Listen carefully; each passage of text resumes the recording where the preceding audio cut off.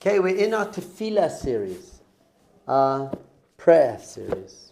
And we said Tefilah doesn't mean prayer, it means deep, authentic connection to your highest self. Baruch Hashem. And then we started breaking down. We have informal prayer where you just speak from your heart to Hashem in English all the time. You can set aside time to do that. You can go and sit and say, I'm going to have 10 minutes now talking to Hashem. In the middle of the night, hour in the forest, you can scream. But there's also just during the day, just talking to Hashem. How are you doing, Hashem? Then we started talking about formal prayer, which we said doesn't make sense, because how can you have formal prayer? And then we gave 7 different reasons why it's actually very, very powerful, that really they are your words on a deeper level, and it's helping you clarify your values, and it's carving out the time during the day, all the good things. So now we're actually going to start going through the Siddur, step by step, word by word, knowing exactly what we're saying, why we're saying it. But before we do that, reaching for your Siddur,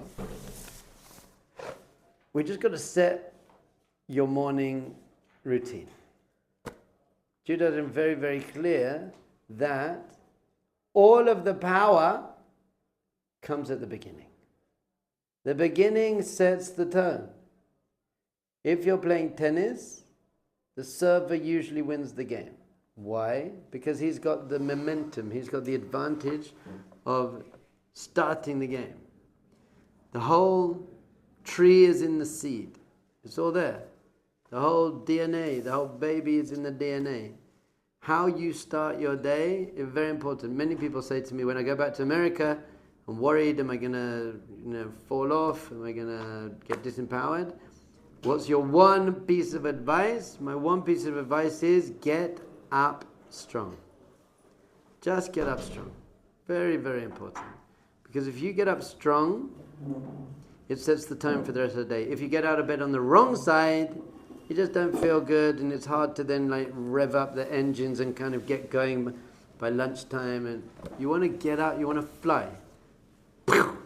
The gun goes, this is 100 meters, bam. The gun goes, you want to get out, you got to fly. So, the very first thing it says in the Shulchan Aruch, the holy book of Jewish law, otherwise known by me as the book of Jewish mindfulness, saying how every single thing in your day could be done in a conscious, meaningful, intentional, joyful way. The very first thing in the book, it says, Yitgaber ka'ari la'amod baboker. Strengthen yourself like a lion to get up in the morning. Now, anyone who's seen a lion getting up might not be so impressed, because lions sleep for about 22 hours a day and they stretch a lot. But what it means is, just like no one messes with a lion, no one messes with you. The Mishnah Berurah, the Chavetz Chaim says, so when you wake up in the morning and the voice in your head says, hey, you know what? You need a little bit more sleep.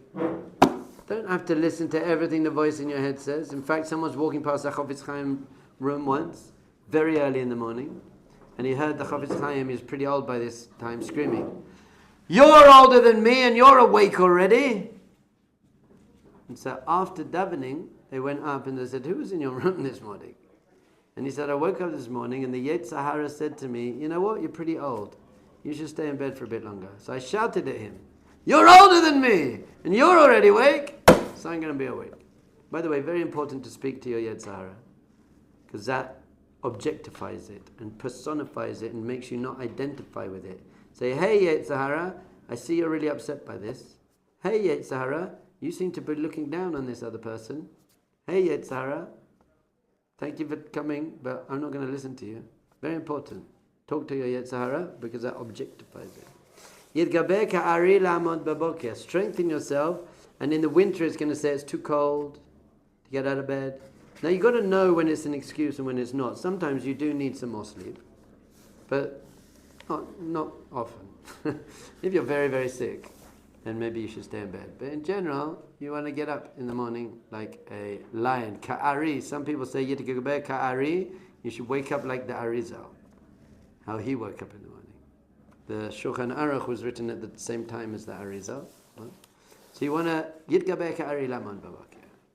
Now, the Kotzker Rebbe a very holy Hasidic Rebbe, said, you can't get up like a lion if you go to bed like a donkey. If you go to bed like a donkey, you're not getting up like a lion. What does it mean to go to bed like a donkey? It means to go to bed looking at a screen until 2 o'clock in the morning. Or just have a screen in your bed. That seems to me a ridiculous thing to do. You could at least say, I'll look at a screen all the time, but once I'm in bed, no screen. That you can handle. So you go to bed 7 hours later now, but don't have a screen in your bed. It also means don't eat for 2 or 3 hours before you go to bed. You don't want to be spending all night digesting. It also means, what is the most important thing in order to get up well is to go to sleep well. What does that mean? To look forward to the alarm. If you're not looking forward to the alarm, if you fall asleep saying, I'm dreading the alarm, I can't do this, the alarm goes off, you've just trained your whole consciousness to be that I don't want that sound, so when that sound goes, it's against you, and it's a terrible start to the morning. If you can fall asleep saying, I'm looking forward to the sound of my alarm, I'm looking forward to get up in the morning, and all you have to do is have something you're looking forward to, even if that is just a cup of coffee, or that you're going to go and work out or something. Have something. Really, what you should be looking forward to is life. Life. I'm very excited to get up. I hate sleeping. It's a huge waste of time. I do it because I have to. I'm still human, unfortunately. But what am I achieving? The only thing you're achieving is getting rest so you can carry on going. But if I could compress that into as little as possible, I'm going to sleep as little as I possibly can in order to function well. That's it. I'm not wasting my time asleep. It's not helping me in any way. Someone said to me, Rabbi, I want to sleep less. I sleep like 10 hours a day. What's the secret of sleeping less? So I said, love life more. The more you love life, the less you want to sleep. If you don't really like life and you don't like yourself and you don't like what you're doing, then you just want to sleep so you can escape from life.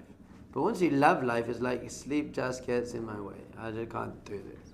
So you're going to have to learn all my other classes. You're going to have to read the essential teachings, just how to build up a life that you love, how to build up a self that you love. And then at that point, it's like, sleep's getting in my way, man.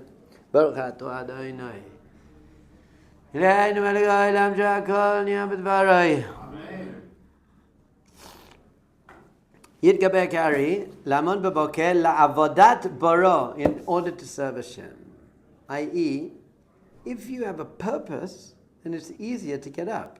If you're like getting up, you're not sure what you're doing, it's difficult. But if you say, I'm getting up and I know what I'm getting up for, I'm getting up to serve Hashem, which we said before, it's not because Hashem needs you to wash his feet and bring him his slippers. It means to be a partner with Hashem in perfecting creation. That's what it means. I'm going to serve Hashem. Hashem's serving me by giving me everything I need to become great. And I'm serving Hashem by taking everything he gave me and using it to become great. He gave me a gift, I'm going to use my gift. The Mishnah Berurah says, Ki lachach nivra ha'adam, because that's what you were created for. That's what you were created for, that's what you're here for. What else are you going to do? Well, I got to do my business. What were you created for? You were created to serve God. That's brilliant. So you'll never be bored. When everyone says to me, I'm bored, I'm like, how can you be bored? You haven't finished doing what you need to do yet. You can only be bored if you don't know what you're living for. If you know what you're living for, you can't really be bored. And even if you're not religious, go and learn every language, go and help every orphan, go and learn every instrument. Where's time to be bored?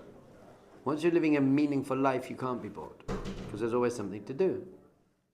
If you don't have a clarity of purpose, then it gets difficult. I don't really want to get out of bed because I don't know what I'm getting out of bed for. So we're getting out of bed la'avodat baro, to serve Hashem.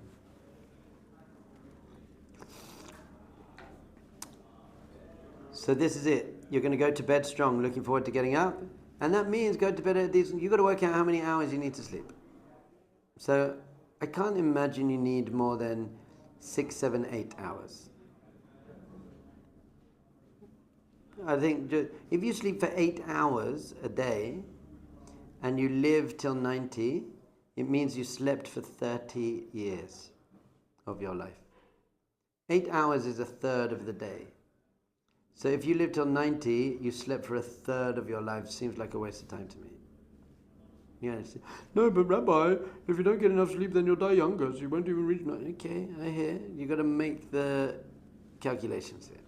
But if you even slept for 1 hour less, that's 365 hours a year extra to play Fortnite. Unbelievable. You know what? People who play Fortnite, they sleep very little. Teenagers in general sleep a lot. But once they're playing Fortnite, they suddenly don't sleep at all. What's going on there? Suddenly they don't need sleep anymore? No, I don't. Why? Because I'm so alive. I'm so passionate. I'm so excited. I don't need sleep anymore because I've got Fortnite now. Very sad. So that's called energy de klipa. It's called the energy of the dark side. It also gives you power, immense power. The dark side feeds you power. And you've all experienced this when you've been trying to learn Torah late at night. You keep falling asleep, so you're like, there's no point carrying on learning, I'll go to bed. But before I go to bed, I'll check one email. And then like 2 hours later, you're still checking your emails. It's like, oh, hello. How did that suddenly happen? It's called the koach of the klipa. The dark side took you. So you want to go to bed strong and you want to get up. So let's say you want to get up. Let's be fair. You really want to, you're in yeshiva now. What time would you get up if you were going to work? Let's say you got a job in Manhattan. What time would you get up? 7, 7:30? 6:30? So if you're going to do that for a job in Manhattan, if you're going to be in yeshiva, why wouldn't you do that? I can't see any particular reason not to do that. Also, when you wake up in the morning, before you check your phone, some people, you wouldn't believe this, check their phone. First thing, they wake up in the morning, they're not out of bed, immediately a screen. Why would you do that? You're not even in a resourceful state to deal with what you're going to see. You're like, well, for me, my alarm is fine, mazel tov. So your alarm is fine. But that's called an alarm, it's not called a phone. If you then turn off your alarm and then check TikTok and the news, that's a problem. Fine. So, the first 2 things you want to do in your day are awaken yourself physically and awaken yourself spiritually. Whatever level of religion you are on, that means you want to do at least 3 minutes of stretching. You're going to get out of bed. We're going to see what you have to do, but you're going to get out of bed and you're going to say Modeh Ani. And then you're going to wash your hands. We're going to talk about this in a second. And then you can go to the bathroom, brush your teeth, a few brachas you're going to say. But then after that, there's got to be even 1 minute, some kind of 10 star jumps, like something. Let's get the body in the game. 1 minute, 30 seconds, 5 push-ups, something. Let's get the body awake. Because your body is your vehicle for your soul. So you want it to be alive and awake. Then you need to do something spiritual. Gratitude, meditation, personal prayer. That is a very solid, healthy way to start your day. And then if you need to check your phone, you'll just feel better about yourself and life. So you'll deal with whatever you have to see anyway. Yeah. I'll say your advice as far as incorporating saying good morning Hashem into my morning routine, like the second I wake up, been a game changer. Complete game changer. So let's work it out. Just finish this, and that says Shiyehu me'oreh hashachar. And this is the first halacha, Jewish law in the Shulchan Aruch, that it should be that you awaken the day. What does that obviously mean? You're really meant to, don't have to, it's not real like eat pig, don't eat pig, did it? You're meant to be getting up before sunrise. Every Buddhist monk is getting up before sunrise. Every Hindu priest, every social entrepreneur in Silicon Valley, anyone who's living for something is getting up before sunrise. So we want to be like, you don't want to get out of bed. If I wake up and it's light outside, I'm like, oh no, I miss my life. I'm like, oh no, I just wasted the whole day. Still like 5 o'clock in the morning. Apart from on Shabbos you can have a shlaf. So, don't do this if it's going to ruin your day though. If you're then going to be exhausted for the rest of the day and won't be able to learn, don't do that. But it's definitely something you should be aiming for. By the time you're 30, 40, 45, you really should, it should be something you want in your life. This is one of my goals. If I told you now, write down your life goals. Would one of them be to get up before sunrise? Until now, probably not. Now, hopefully. I tell you, it should change your whole life. Get up before sunrise. And then the Ramah says, "V'al kol panim lo yacheh zman tefilah she'atzibor mitpalelim." At least don't get up. At least don't miss shachris. Basically, if you can't get up before sunrise, at least don't miss shachris. Turn up. Just show up. Be part of the team. As we said before, formal prayer is a team sport. If you don't show up, it's like, hold on, we're missing one of our players. Like, be part of the team. Fine. So this is how your day is going to look. The alarm is going to go off. You're going to wake up, and as soon as you can, you want to say these words. Modeh Ani lefanecha. This, you want to really train yourself that this becomes your first real thought. For most people it takes a while. It's like, it's late. Okay. Modeh Ani lefanecha, which is still very good. But if you can wake up and just say, Modeh Ani lefanecha. Now, the simple meaning of Modeh Ani, this is in the beginning of your siddur, the first words in your siddur, is, I am grateful. Modeh Ani, I am grateful. And we know that you want to start the day with a positive attitude. And gratitude is one of the greatest positive attitudes there is. Just like, I am actually grateful that I'm alive again. And for you guys and me, you woke up in a bed and you know you're going to have breakfast. Many, many people are not waking up in beds. And many, many people don't know that they're going to have breakfast. So at least to have one moment, start your day with one moment of real, deep, true gratitude, that would be an amazing start to the day. As we said, the start to the day sets the tone for the day. So if you start with gratitude, it's going to change your day. So it means you have to try and say it intentionally. Have you ever listened to any Tony Robbins stuff? Tony Robbins is like the life coach. So he has a Tony Robbins power hour. What you should do for the first hour in the morning. Do you know what he says the first thing you should do? Gratitude.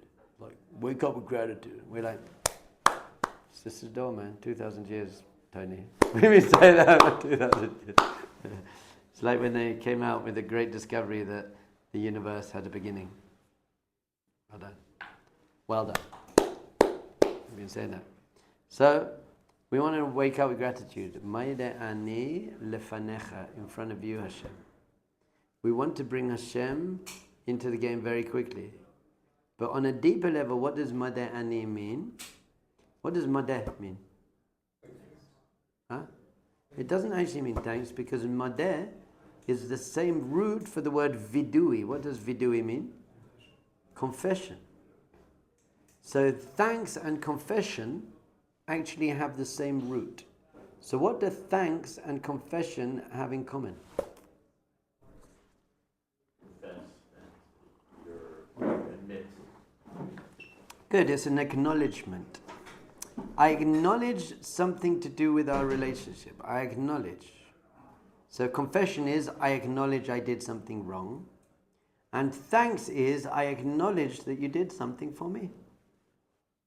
That's what vadeh, that what the root of those words mean is, I acknowledge there's something in our relationship that needs to now be equalized. When you do something nice for me, our relationship is not equal. You've done something nice for me.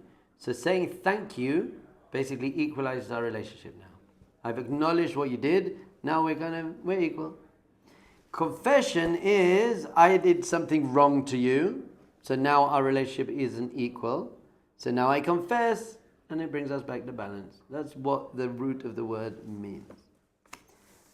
So now we know Modeh means acknowledge, not thanks, but really acknowledge. Modeh Ani means I acknowledge myself. Modeh Ani. I acknowledge that there's an Ani.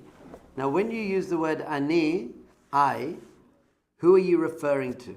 So people say, I'm referring to me. So who are you? And you're like, I'm Nate. I'm like, no, that's your name. I'm this old. No, that's how old you are.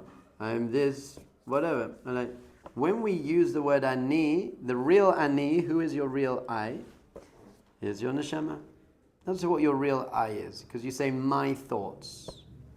We're going to get a little bit deeper now. Pardon? My soul. Okay, so I just said we're going to get a little bit deeper now. I'm going to paint out the whole picture, because the rest of what we say is going to contradict what I just said. But they're both true, and I'll show you how and why, and you'll be okay. And you'll be like, oh my goodness, this is unbelievable. So you're going to wake up in the morning and say, I acknowledge that there is a pure me. There's a pure essence of who I am. I acknowledge that. And all of my thoughts and my emotions and my doubt and my fear and my anger and my hatred and my abuse and my pain and my trauma, all of that stuff, that's not my I. That doesn't define me. There's a me. There's a backdrop. Everything else in your life, apart from your soul, is called content. Your past is content. Your thoughts are content.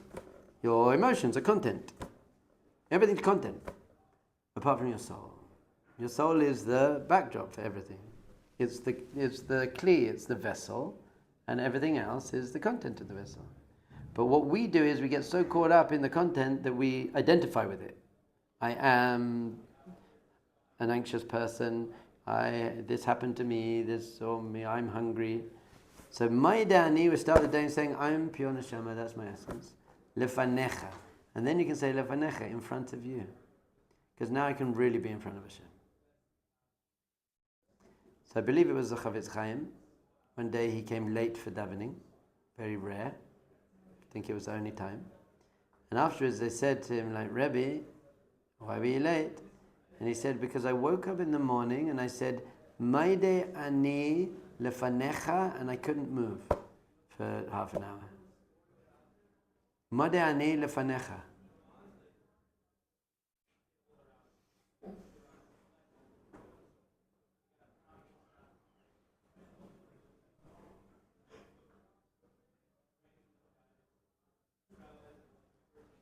Because he felt the presence of Hashem. And you can't move. He was in like awe, devekus. He couldn't move. So when we say Modeh Ani lefanecha, we're just What you want to do is, if you get these first 3 words of your day right, that's it, you'll be a tzaddik. If you get the Modeh Ani, I acknowledge that there's a pure me, and therefore I want to live according to that through my thought, speech, and action. I want to manifest that me in the world. Lefanecha, and Hashem is in front of me all the time. I'm walking around with Hashem all the time. Do you know what sort of human being it'd be? Modeh Ani lefanecha. Melech chai v'kayam. The living and enduring king. So chai doesn't just mean living, it means vitality. There's life. You're giving life to everything. Life. Do you have vitality? Do you walk around alive? Are you jumping around? Are you kind of just dragging yourself around? I'm going to drag myself to a 9:30 class. Drag it. You've been over 9:30. You've been awake for 4 hours. Exercise, mikveh, meditation, prayer, healthy breakfast, helped some people, learned some Torah. 9:30, it should be on fire now. Look at you, boy. Wow, you look like you've been awake since 4:30. Saving the world, man. Hashem. Who are hoping to sleep yet? Fine. Modeh Ani lefanecha melech chai v'kayam shehechezata bi nishmati. Nay, you're about to freak out. Who returned within me my soul. So who's the me then? I just said the soul is the me. So how can you say you returned within me the soul? Because the soul is the me.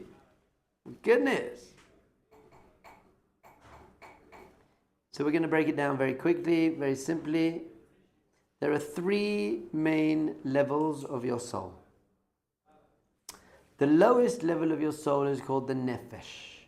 The nefesh is the enlivening force.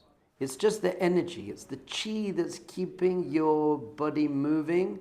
It's called really the animal part of your soul, the almost physical nature of your soul. Animals also have a nefesh because nothing could be, it's what life is. You can't be alive without a nefesh. Then, on the higher level, highest level, 3rd level, I'm going to come back to the 2nd level, is the neshama. The neshama is the pure aspect of God consciousness, just made up of love, joy, and purity. In between the nefesh, the more animal side, and the neshama, the godly side, is something called the ruach. Now the ruach, which means the spirit, is basically your consciousness whilst you're in this world, whilst you're in a body. It's your free choice. This is the realm of free choice. I can choose between neshama and nefesh. I can choose to be godly or choose to be less godly. I could choose between my body ego and my soul. My yetzer hara is the voice of the nefesh, which is just feel good and look good, and the yetzer tov is the voice of the soul, be good and do good. So there's my consciousness. When the soul, when my essence got put into the body, my consciousness dropped into this level called ruach, and it had to. Why did it have to? So that I can have free will, so that I can function. So thought, speech, and action is in the ruach level, and my thought, speech, and action either manifests my nefesh, manifests my lower side through, I think more selfish, animalistic thoughts, and I say bad things and I do bad things, or it manifests my soul side. I say good things and I do nice things. The truth is, it's a bit of both, because we're in the middle. So sometimes we do good things, sometimes we do bad things.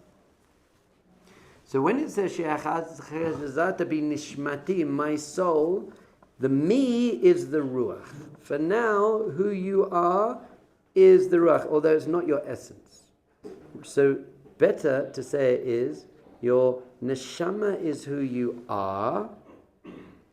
Your ruach is who you are being. This is who you are being. But it's not who you are, and the purpose of life is to be who you are.